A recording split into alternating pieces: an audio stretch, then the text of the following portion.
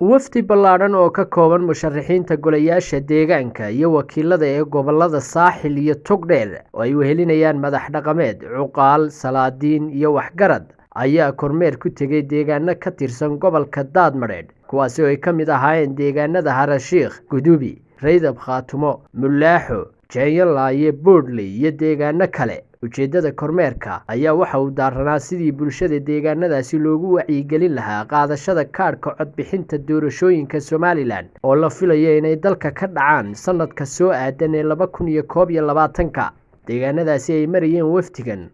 oo ka koobnaa musharaxiin iyo cuqaal ayaa waxa si diiran ugu soo dhaweeyay bulshada kala duwan ee ku dhaqan deegaanada wafdigu marayay. Odayaasha, salaadiinta, haweenka iyo waxgaradka deegaanadaas ayaa taageero u muujiyay musharaxiinta u kala sharaxan golaha deegaanka iyo golaha wakiilada ee gobollada Saaxil iyo Togdheer. Halkan waxaanu ku maraynaa marka hore magacii guud Muuse Cabdalle iyo musharaxiintii gobolka Saaxil iyo anigoo Xuseen oo Togdheer oo taraxa marka koowaad inaan la arag qof bilaa kaadha oo reer Balcigaala waa qodobka koowaad. qodobka labaad raacayna waxa weeye mudnaanta koowaad waxa iska leeynu siinaynaa gobolka magaceenu ka soo jeedo ee Saaxil. Hadhaaga wixii kici kari waaya ayaana looga tagayaa wixii kici kari waaya haddaad adigoo kaadh hore qaadatay oo hore lagu sawiray aad isku qaada mar kale kii horena waad qasaariso uu ka gubtay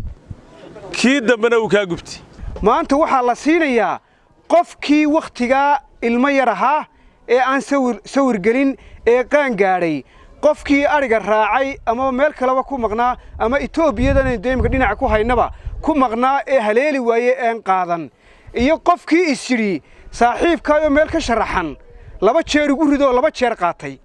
oo qodobka loo arkaayo inuu dambiile yahay qofkaas. dadka maanta loo furayaa ee 4 cisho loo furayaa waa dadka marka bulshada laan mulaaxo waxa aan leeyahay dadka la furay ee kaadhka qaadanaya waa 4 qof 4 cisho u dadaala guud ahaan qof walba qofku jecel yahay buu codeynaya ama berberaha ka sharaxnaado ama Togdheer ha ka sharaxnaado laakiin hubkiinu ha noqdo inaad kaadhka qaadataan taasaan idin kula dardaarmaya. horta muhiimadda aan soconnaa waa diiwaangelinta iyo kaadhka oo la qaato.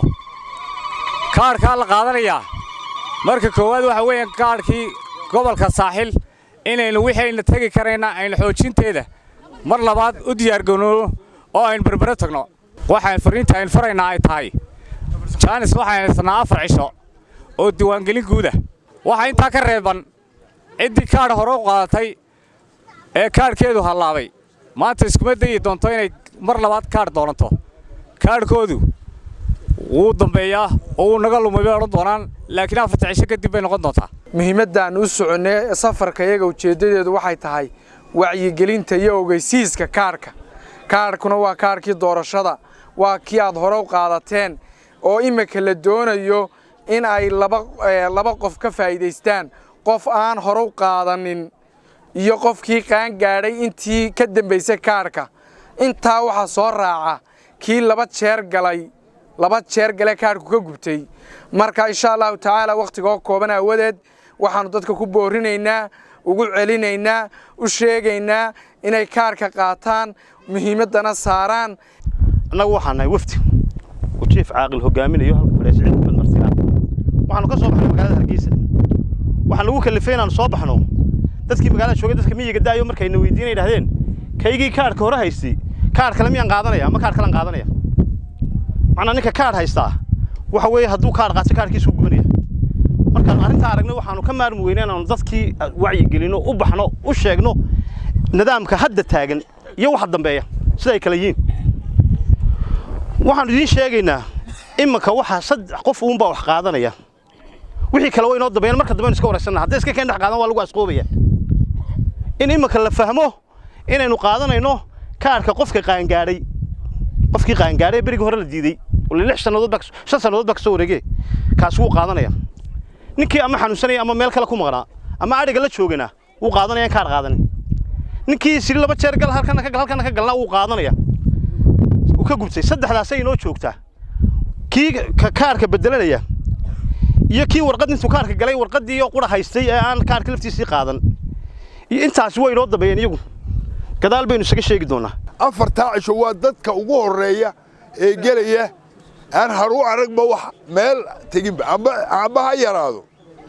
amba marka hore ha yaraado amba yuu qaadanin kaarka amba ha buko dadkaa aan gelin unbaa gelaya kii qaataa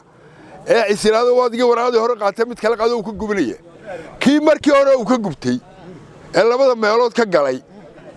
imika uu geli karaa intaa ayaa la ilaawe inta quree meesha aan ugu soo marayn waa wacyigelinun hal ujeedoon baan kolley u soo wada soconaa anigii oo dhammaan odayaasha iyo xildhibaanada meesha isugu yimid halka ujeedo waxa weeye war meesha waxa lagu kala tagay waa codka cidii isdiiwaan gelin weyda cid la tartami mayso waxaan u baahanahay in codka si mugla loo qaato waxa la idin waxay gelinayaa in kaararkiina doonataan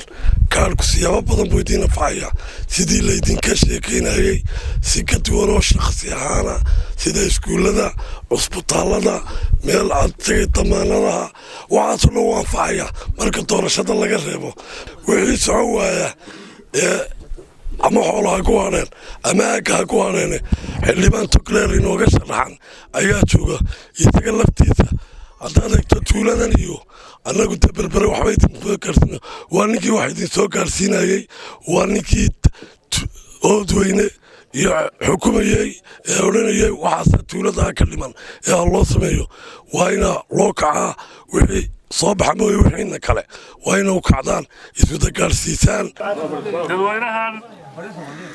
magaalada Laanmulaaxo safarka iyagu waa